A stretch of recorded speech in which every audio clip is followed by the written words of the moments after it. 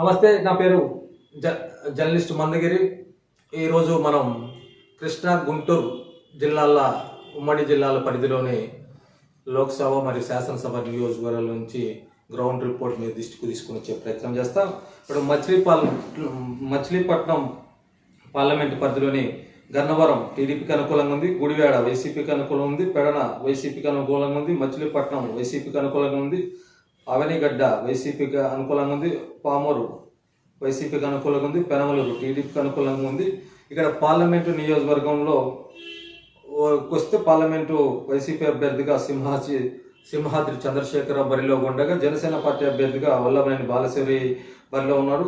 ఈ పార్లమెంటు వైసీపీకి అనుకూలంగా ఉంది. పార్లమెంటు వైసీపీ కైవసం చేసుకునేందుకు అవకాశం కనపడుతుంది. అదేవిధంగా విజయవాడ పార్లమెంట్ నియోజకవర్గంలోకి వస్తే తిరువూరు వైసీపీకి అనుకూలంగా ఉంది, విజయవాడ తూర్పు వైసీపీకి అనుకూలంగా ఉంది, విజయవాడ సెంట్రల్ నువ్వానైనా పరిస్థితి ఉంది, విజయవాడ పడవర వైసీపీకి అనుకూలంగా ఉంది, మైలవరం నువ్వానైనా పరిస్థితి ఉంది, నందిగామ వైసీపీకి అనుకూలంగా ఉంది, జగ్గైపేట వైసీపీకి అనుకూలంగా ఉంది. పార్లమెంటు ఒకసారి చూస్తే వైసీపీ అభ్యర్థిగా కేసినేని శ్రీనివాస్ నాని, టీడీపీ అభ్యర్థిగా కేసినేని శివానంద్, వీరిద్దరు అన్నాతమ్ములు పోటీలో ఉన్నారు.